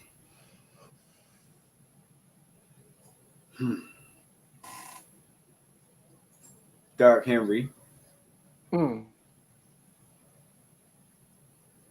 And my number 3 guy is probably going to surprise y'all. I wish last year he would have got the ball a little bit more. But Indianapolis was searching for a quarterback so much that they forgot about their running back, Jonathan Taylor. A lot of people sleeps on him. Because he was the Russia champion the year before. Yeah, so I felt like that when Indianapolis was searching for their quarterback, they just totally forgot about their running back. So I most definitely like Jonathan Taylor, man. He's a forgotten gem. I can see him thriving this year now that Indianapolis hopefully found their quarterback, their franchise quarterback, and what's his name, Anthony Richardson. And I'm pretty sure that to keep Anthony Richardson humble and to make the game easier for him, is to hand it off to one of the top running backs. You know what I mean? So that's a great point. I think that this is the year that Jonathan Taylor going to have to get those carries and should get those carries if I'm the Indianapolis coach. So I go with Chubbs, Henry, and Jonathan Taylor. And no, Damian Lamar is not no damn running back. Yeah, stop being disrespectful. Yeah, he got a thing for he got a little thing for disrespect. I don't know. I'm starting to see, man. He ain't a Baltimore, that's all I do.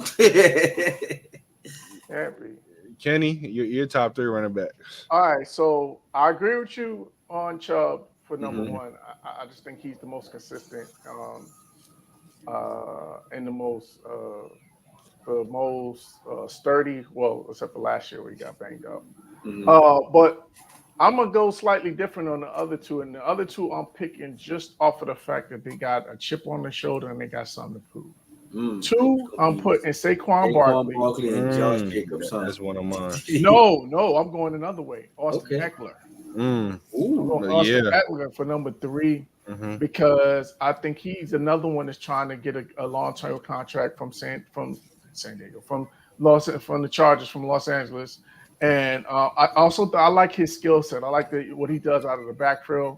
I do love Josh Jacobs as well. I just don't like his quarterback situation. I'm just not a believer in Jimmy G, and I think that's going to kind of hinder him a little bit. He's going to see a lot of stacked boxes because people are going to be daring Jimmy G to beat them. So I think for that reason, and with Eckler, I just think he has so many weapons around him that's going to open up the field for him to be able to really be productive. And like I said, I just think Saquon, he wants those incentives too. Now that they added those incentives to his contract, like I just think he's going to be on a mission. And so those are my 3.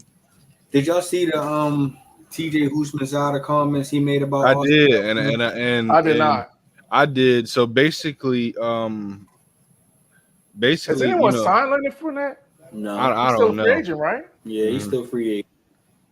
So he kind of, I don't want to say blamed, but he kind of pushed the blame a little bit towards Eckler as far as this whole running back situation, because you remember it was him and Melvin Gordon, and Melvin Gordon went in that contract, and you had Eckler in there, undrafted guy, and you saw his dominance, and now we're looking forward. We're got a lot of guys, first, high draft picks, first round, second round, and they bring in these undrafted, these late round picks, and they're performing, just as good, if not better.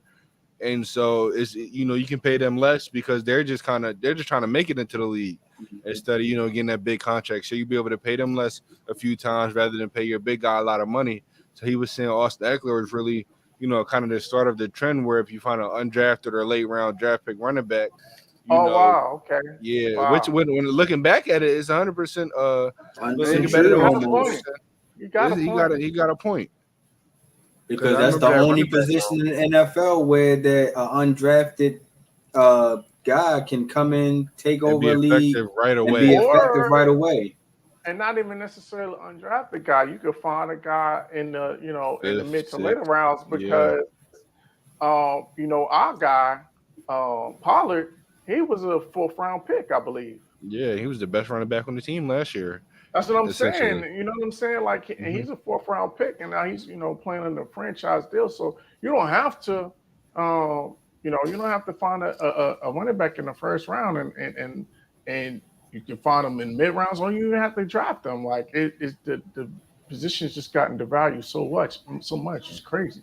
So do you think now, before you go, Chris, do you think that now that running backs will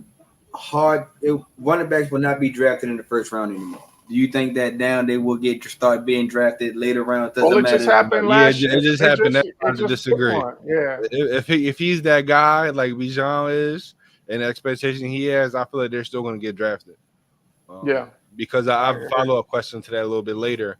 But yeah, that's a good question. But to me, I still think they're going to get drafted if they have that talent, that elite level talent. I think that can't miss talent. I think you have to take them, especially when you're in need of that position. I'm with you. For mine, I could, do the obvious and pick the top guys, and I think they're all going to have, good seasons, the Derrick Henrys, the, Nick Chubbs. But I'm kind of go with guys, to Kenny's point, that might have a chip on their shoulder or something to prove. So I'm going Saquon. That was one of my guys. I think Saquon has a lot to prove this year. I'm going CMC, Christian McCaffrey. He had played 17 games last year. Everybody's saying, can he do it again? Can he have a fully healthy season, a full year in San Francisco? We know how they run the ball. We know he could be a quarterback's best friend. So can he have 1,000 again? And then my last guy, and no, I'm not being a homer because, he's not on my team no more. But I'm going Miles Sanders. Was top 5 in rushing last year. Always one of the top as far as yards per carry. He's going to a team now that, we just said, what's the rookie quarterback's best friend, their running back. He's over there in Carolina right now, a team who, like we said, has a weak division. He's a guy that, has been a 1,000-yard rusher, guy that had 9 touchdowns. His rookie year was his best receiving year. For some reason, he stepped off of that. But if he's able to pick that receiving game back up out of the backfield, he's a guy that can have 2,000 scrimmage yards. So, to me, I think Miles Sanders has a little chip on his shoulder. He's the number 1 guy over there. I don't think he's going to split as many carries as he was with Philadelphia. So I'm excited to see what he does, being a true number 1. Do y'all think because some of the controversy? No, not at all. Not at all. Not at all. Because other positions have crazy, if not worse, controversies that we don't got to get into. And they still. What was the kicker for the Giants, man? You had no business not paying Saquon. And if you have talent, they look past that. So, we don't even have to get into that. I'm not going with that. But my follow-up question, we gave our running backs. My follow-up question is, do you need a running back, to win? I mean, win, the ultimate prize, the Super Bowl. Do you need a good quarterback, a good running back on your team, a great one, or do you think teams are just looking for serviceable guys? Dev, I'll go with you first. I want to say yes. I feel like you still need a running back in this game to actually win a championship. And I know, I'm pretty sure, like, people are going to be like, well, Patrick Mahomes didn't really have one. Tom Brady didn't use Leonard Fournette as much. But when it's time for you to get those ugly yards, you're going to need that Leonard Fournette. You're right. going to need that Nick Chubb. You're going to need that Derrick Henry and Josh Jacobs and Saquon Barkley. That's knowing without a willing of doubt, because that's their position, is to get the ugly yards. You're going to need that. What's Buffalo downfall in my opinion? They use Josh Allen way too much in the running game. Without yes, you know what I mean. If they would just learn how to let Josh Allen say, "Hey, here you go, running back. Please go make my job easier." Dalvin Cook.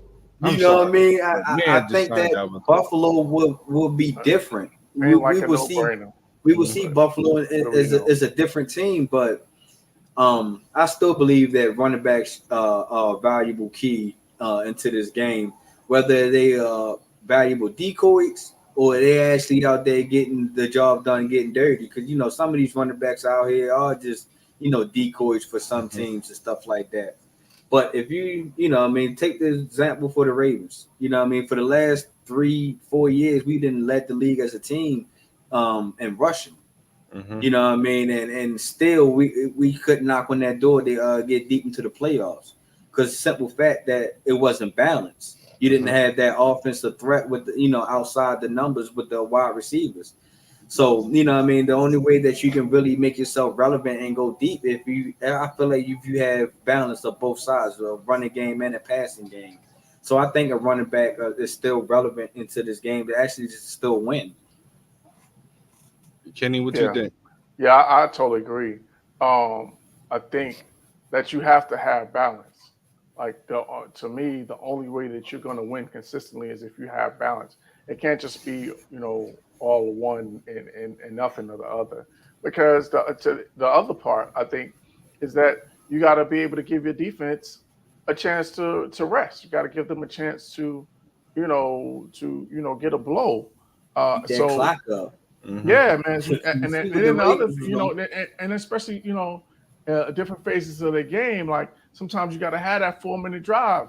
You need that clock killing drive in the fourth quarter to be able to control the clock and not give another team the opportunity to try to come back and win on you. And then the Dev's other point where you got those short yardage situations. Like you can't just. There's no way that you can win a championship just passing the ball. Like you got to have some semblance of a running game and a consistent running game at that. Now, I will say, I think we're out of the days where you just had the one lead back. You know what I'm saying? Like where you just had that one guy that was the bell cow that was carrying the ball 20, 30 times a game. I think those days are kind of in the past. I think we're in the day of the two running back system for the most part. But I still think you gotta have a running game. You gotta have a consistent running game in order to win in this league. Can you pull up that comment for me, because it might tie into what I'm going to say? Damien's last comment. Yeah, I 100% agree, because I remember watching that. I bet Lincoln, and I had the Chiefs to win, and I'm looking how the 49ers are playing. I'm telling everybody, it's over.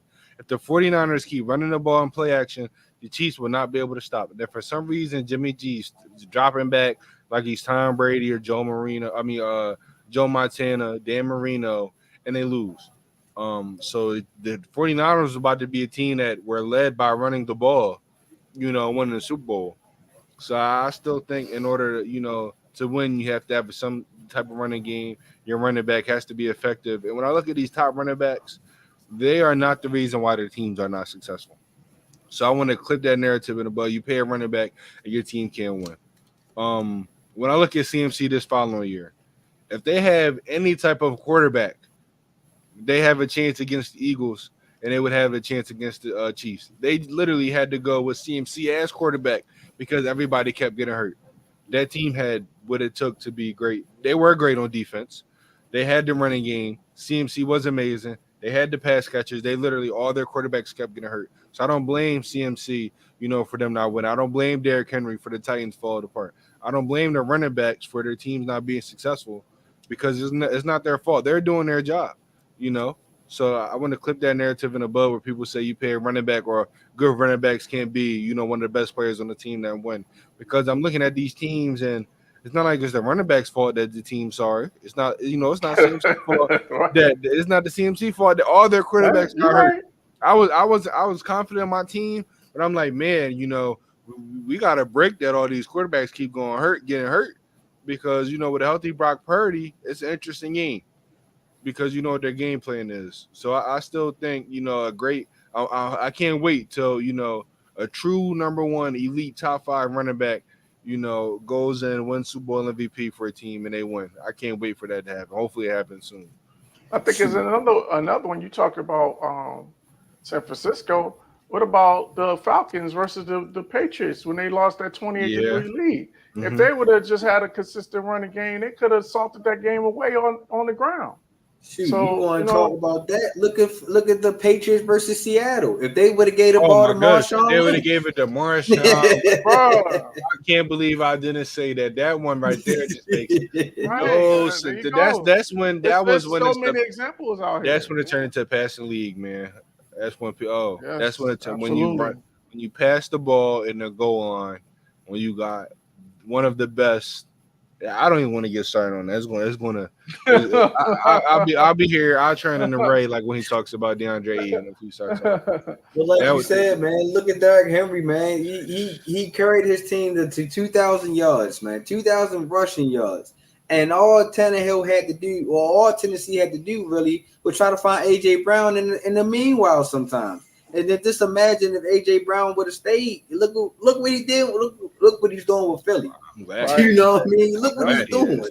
stay. So just imagine I bet you if are. Tennessee would have found that balance of learning how to pass with the run that they had with Derrick Henry. Maybe 100%. Derrick Henry, you wouldn't have ran Derrick Henry down to the ground as what he is now. Derrick Henry wouldn't have to train as how hard as he has to train, even though he's a professional. That's what makes him different from us to him. But you know what I mean? To your point, if you had that balance, like you were talking about with the Ravens, you had that balance, and it's not like they didn't have opportunities to have that balance. They just decided to give the ball to Derrick Henry 25 times. Mm-hmm. Yep. So yeah, I think that running backs are still value. It's just that the game is just changing. It's just elevating to something different. And somewhat, I kind of don't like it. I'm not. Don't take the running backs out the game, man. Keep the agree. you gotta keep the I running agree. backs in the game, man. Because when you got bad conditions, you're not gonna sit back and throw That's 20 it. something times. That's it. Nope. No, you are not. Now, the next topic, and I'm gonna go first because my answer is real brief. Comeback Player of the Year predictions. I'm going Calvin Ridley. I hope I didn't steal nobody's answer. You damn sure did. I gotta think about somebody else. No. I am going Calvin Ridley. That's why you went first. Right. Because man, I feel like, speaking of Jimmy G and running backs, y'all think the Raiders can go. I think the Raiders are going to be trash this year. I think if Josh Jacobs plays, he's gonna have another great year. But I think the Raiders are going to suck this year. If I'm going to be honest with you, they're probably going to be the worst team in the division. But So speaking of that, do you think McDaniel survives another losing season? If they suck again this year, does McDaniels keep his job? I don't know. You talking about Las Vegas? I'm gonna say Yeah. no. The way that they are Because they were going, awful last year. the way that they going, I'm gonna say no because you see how quick they got rid of John Gruden. You see how they didn't bring Dennis Allen back. You see they ain't bring Jack Del Rio back. So it's just like they quick to move on. They finally got rid of Carr. So that might be on to something. I think they're trying to go for that full retool. Deshaun Watson. What about him? he said, "Comeback Player of the Year." Okay. Yeah, I respect that. But That's a good one. that's a good one. Yeah, but yeah, mine's Calvin Ridley. I've been a huge fan of Calvin Ridley. I thought when he went to Atlanta, they'd be something special. I remember the talks of him coming to Philadelphia. I was hyped until the suspension, because I felt like he could have put up the same numbers as A.J. Brown, to be honest with you. I think he's that talented. I think this year he's going to have 1,200 plus yards. I think he might have 10 plus touchdowns. I think, he's going to make life real easier for Lawrence, who has some questions. He's getting a little overhyped in a lot of people's eyes, but I think he's going to make life real easy for him and really be the reason why that team's able to win a division. So for me, off a suspension to me that was too much. I think he's going to come back. Ridiculous. I think he's going to come back hungry, healthy, and he's going to, bold prediction, he might end up top 10 receiving yards. Definitely possible. Kenny? So I stole everybody's answers, what we saying. Yeah, I can't disagree. And I was trying to think of somebody else. The only person that kind of came to mind was Trey Lance, but I'm not even sure if he's going to get the opportunity. If he's going to get the opportunity to start. Mm-hmm. So yeah, I'm gonna have to agree with you in terms of Calvin Ridley, because living in Jacksonville, they are super hyped. Ooh, did you see them route that video of that route? Mm-hmm. Yeah, they're super hyped, and then they just christened a new practice facility. So it's coming off the success of last year, the city is really on fire, and they're really excited about the Jags. So, and then I think the other thing is that I think that this is going to, just also secure Lawrence's bag. Yes, absolutely. You know what I mean? So I think that they're going to, kind of help each other, help me, help you, to where, he already got his money. So now he's going to help Trevor Lawrence get his money. So I just think that everything lines up for him to be the comeback player of the year. So like I said, the only other person I could think of is Trey Lance, and I'm just not even sure if he's going to even see the field. So I got to go with Ridley. It's definitely a couple of names that I thought of, but to me, he was by far my number one. And I could list off some names after Dev. Dev, there's two guys I'm surprised you didn't say. I'm surprised that you had even above Calvin Ridley, but I'll let you, if you have another answer. Say. Oh, I got one, but I'll let Dev go. I think I got two. I don't want to step on no more toes.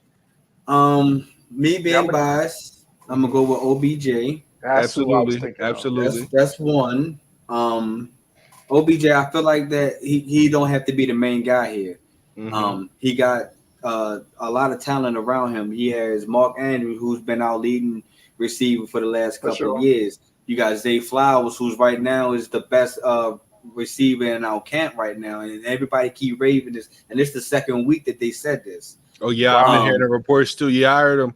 They saying Zay Flowers is looking. Yeah, they said Zay Flowers. Wow. Right now, they even actually gave him a nickname. Now they call him the human joystick. They call him the joystick right now, not the human joystick. Wow.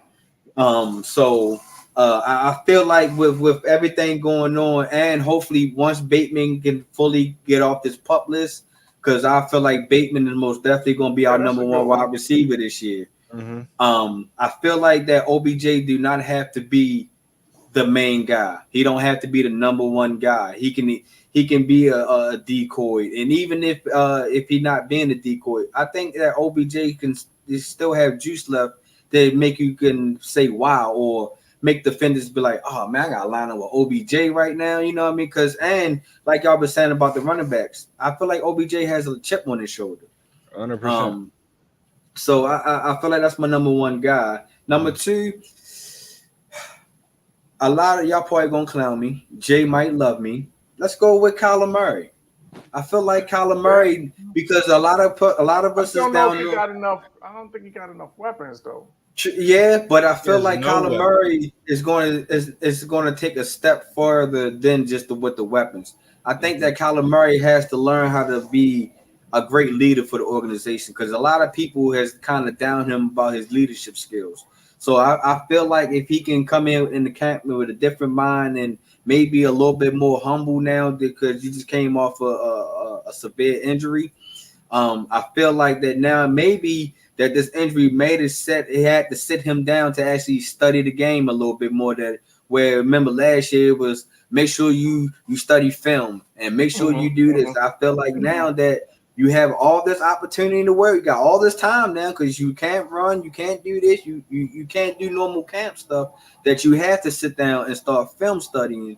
And I believe that if he actually is doing this, and once he come back on the field, it's a possibility. It's a 60-40, but I'm more 40 that we might see a different Kyler Murray this year. Now, it's all on Arizona to put the weapons around them because losing D Hop, that is a big weapon to lose. Not bringing back AJ Green, and you didn't really fill those spots in where y'all left off. It's going to be kind of hard for Kyler Murray, but I feel like it's a possibility that Kyler Murray could be a different Kyler Murray. I'm not going to say he's going to be a top 10 quarterback or any different, but Kyler Murray could be looked at different this year if he, uses as a humbling experience. To me, they're gonna be fighting for the number one pick. Yeah.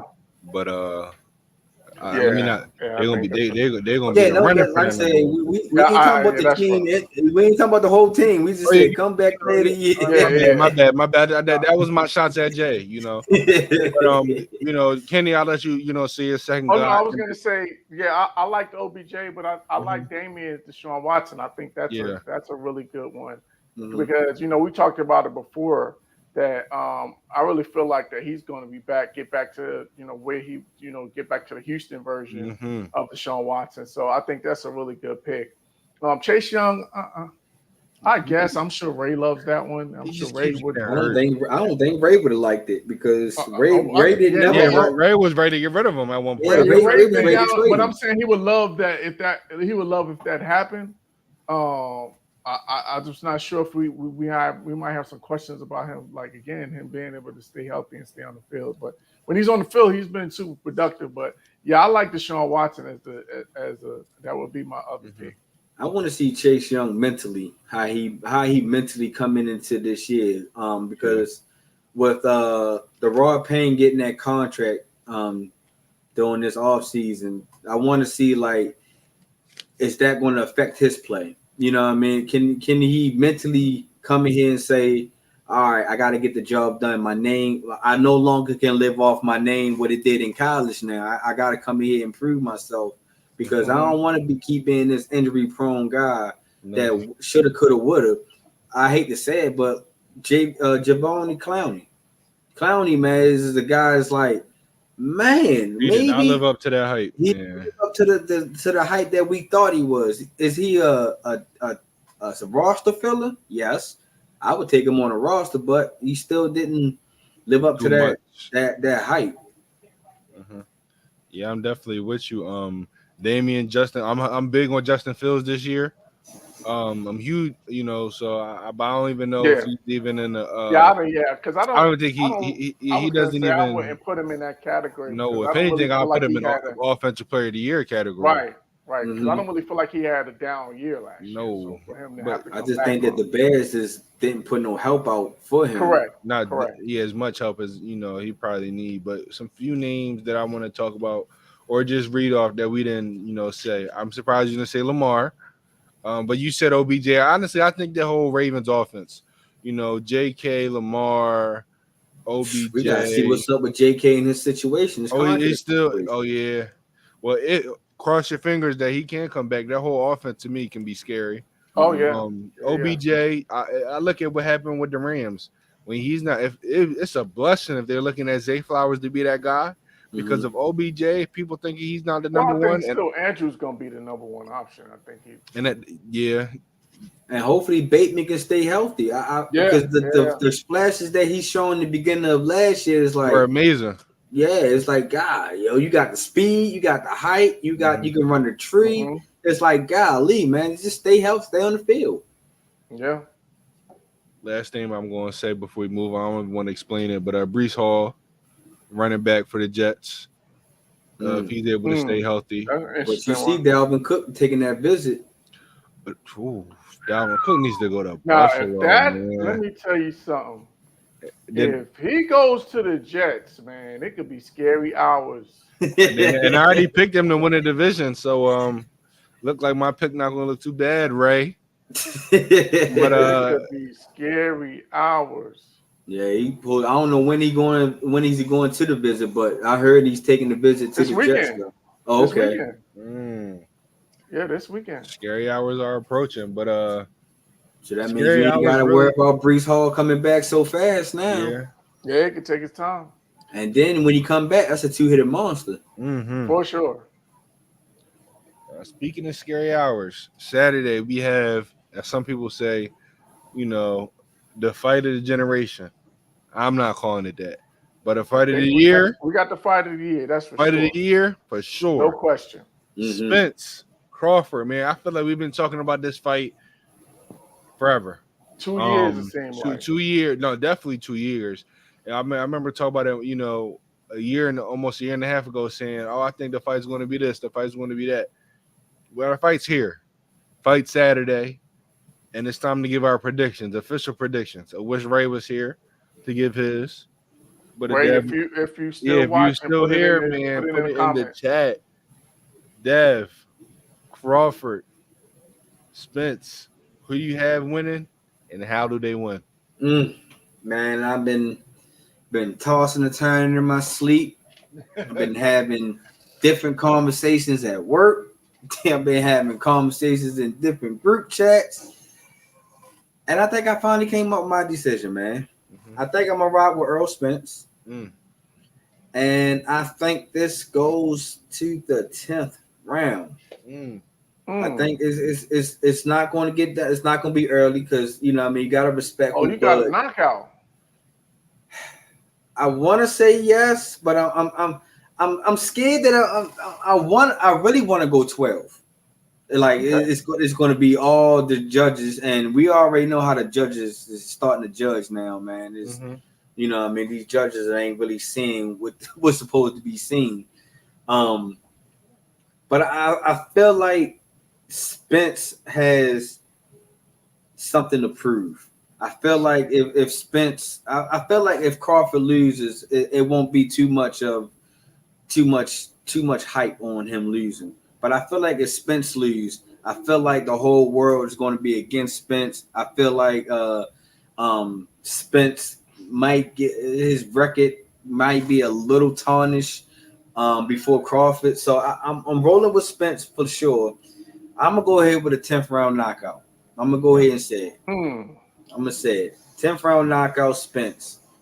But it's going to be a dog fight. It ain't gonna be easy. You know what I mean? This ain't gonna be no cakewalk. This ain't gonna be no. Sorry, Steph. This ain't gonna be no cool boy Steph fight. Oh That's a hurt piece, man. But yeah, I'm gonna roll with Spence. Caught a stray. Yes, he did. Kenny, Man, so I've been going back and forth on this one. And both to me it's a toss-up fight. Like you can make a case for either one of these fighters.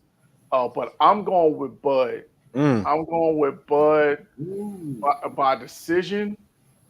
I just think that he has, and you can. I think you can, you can train for it and prepare for it as much as you can. But that switch hitter, I just think he has a little more in his bag. And the fact that he's able to, switch between southpaw and orthodox, I just think that he has a little bit more, a little bit more that he brings to the table, and I think he even. I don't even know if I could put it. I don't know if it's hungrier, but I just feel like he really feels like he has something to really prove in this fight. got a chip on his shoulder. Yeah, just the way he's been talking, like, you know what I'm saying? So I think for those reasons I'm going with Bud, and I'm going with him by decision. So I'm the splitting hairs. Splitting hair right here. And it's funny because Tiebreaker. I had the same, for the past couple of weeks, I want to say maybe months, I feel like I had the same answer. I'm going Earl. Mm. I'm going Earl, and I'm putting the money on Earl. We knew you was. We knew you was. That was something we don't know. and I'm putting the money on Earl, and I do think it will be by knockout. Ooh. Yeah. What round? You said that with confidence. I wasn't even confident when I said mine. I think 9th or 10th. To this point, 9th or 10th. I'm confident. I think whoever wins will be by knockout, but I do have Earl win. I think, the activity is going to start to pick up towards those later rounds. We're going to see some great combination between these guys, and they both have a heavy punch. And so I think Yeah. with these combos get to flying. Spence is a naturally bigger fighter to you. Yes, and I do think everybody know, even Crawford knows Spence's game plan now. Break him down, break him down, break him down. You might know it, but you might not be able to stop it. And I do think it will be successful. I do think Crawford will have some points in the fight where he's successful, but I'm going with Earl. And like you said, it's a toss-up fight. I want to be, I want to be sad, upset. Well, I will be sad, and upset because I lost some money. But I wouldn't be, I wouldn't be, too surprised if Terrence wins this fight. But I do think it will be by knockout. I do think these guys are trying to prove that they're the guy, and I do think they're going to go in there and try to take each other's head off. Then, in the beginning, I do feel like it's going to be they're trying to feel each other out. But once they get that, once they really feel the fight. It's going to be. They're going to show why it's the fight of the year. They're going to show why this, could be the best fight we had in years. I do think it's going to be that type of caliber of fight. It's not going to be, kind of like how Manny and Floyd was, how Ryan Garcia and Tank was. No, this is going to be a back and forth battle. But I'm going with Earl. The fight is going to be bigger than. Oh yeah, that's going to. I actually am excited to see that fight, but I know we talked about it before, but while we're here, you said who? Elon Musk and Zuckerberg fighting? They're gonna fight. Yeah, they're gonna fight. This is one of them celebrity boxers. No, UFC. Oh wow, they've been training. Okay, you is lying. Oh, I was sending video. I was sending videos to the chat, but yeah, they've been training. Wow. Okay.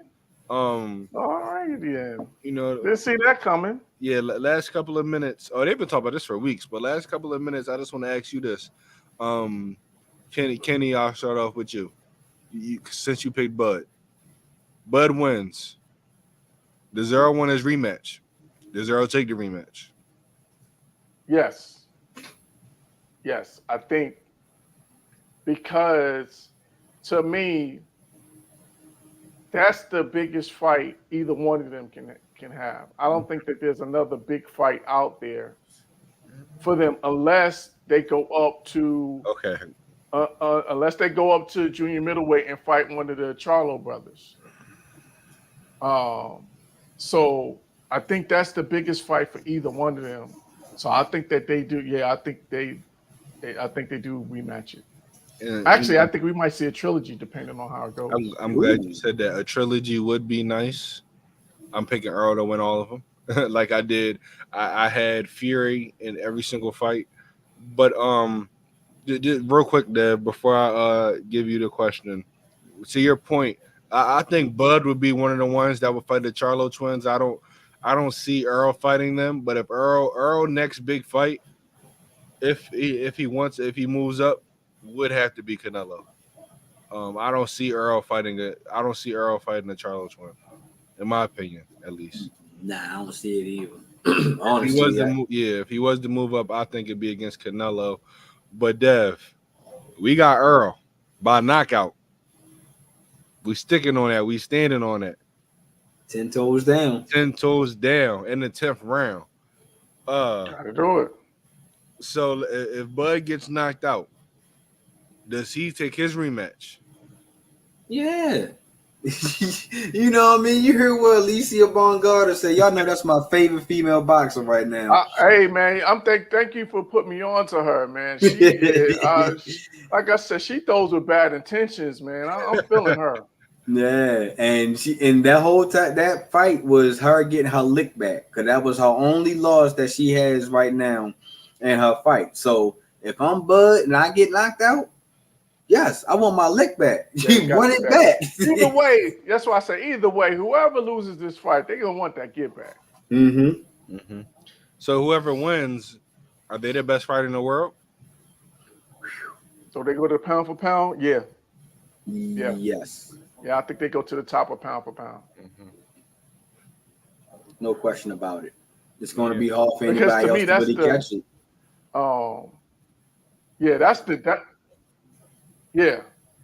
They're top pound for pound. All right, man. Saturday. Woo, can't wait to talk about this on Monday. I can't wait to see who's right. I hope I'm right. I hope me too. I hope I'm right. Yeah, But we all gonna be tuned in. We all definitely gonna be reacting to this one texting the on chat Monday. every round. Oh, for sure. Sure. Man, if I get this one right too, fellas, I'm letting y'all know now. I'm taking Ray's name.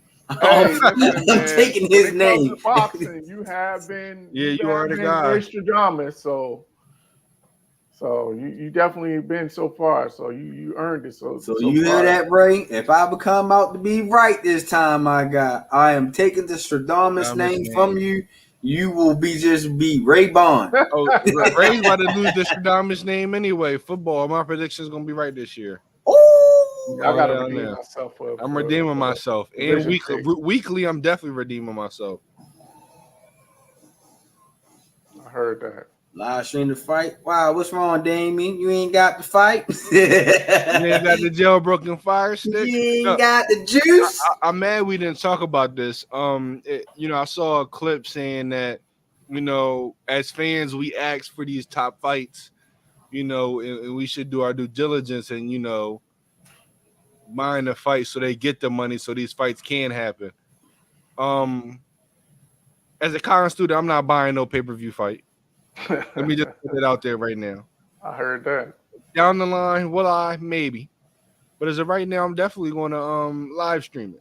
But I do see where, a comment like that, I see where that comes from.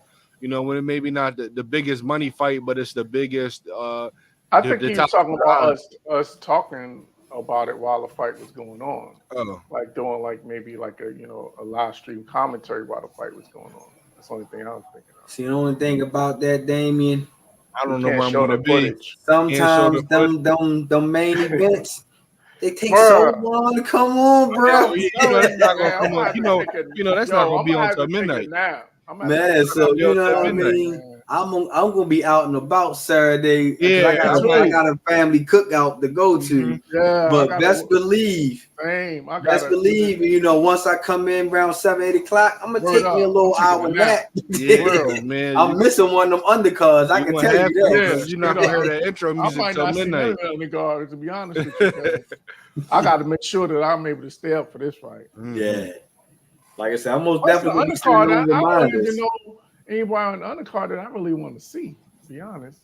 I haven't seen anything about the undercard yet. That's what I'm saying. I didn't see anybody on the undercard that I necessarily wanted. Because I think I saw it. I saw it on Instagram. I think on PBC's page, the undercard, and I was like, let me see if I can prove. Because you also, I know y'all probably not into it, but UFC got a big fight also too. Justin Poirier fighting. Oh yeah, no, I'm in the UFC. That's gonna. Is this the undercard? Isaac Cruz. I think this might be it right here. I'm not too sure. What they got? What they speaking up for? Let me see if this is the right one. Yeah, I saw it. I felt like I saw a picture of it. But yeah, that UFC fight that's gonna be a big one too. Yeah, fighting is back. I'm most definitely gonna be tuned in to the Crawford and Spence fight. No doubt about it. But yeah, man. I seen Damien. Yeah, Damien. Let's wrap this up. Damien, that was the comment. Sadly, we gotta end on. And then you gonna say wrap it up too. Double boxing Bellator on all Saturday. I'm going straight boxing. I'll flip between channels, but boxing is my number one. Yeah, no, I'm not into UFC, so I'll just be on boxing. I start off with UFC if the undercards ain't all that, but it's going to be majority boxing for me also. Yeah, I'm back and forth that day, probably boxing and baseball, sadly. But that's the end of this. Monday, we're gonna have some hot topics for y'all. Definitely first topic gonna be recapping this fight. For sure. Kenny, Dev, y'all have a great one. Everybody in the comments, everybody tune in with us. We appreciate you. We see you Monday.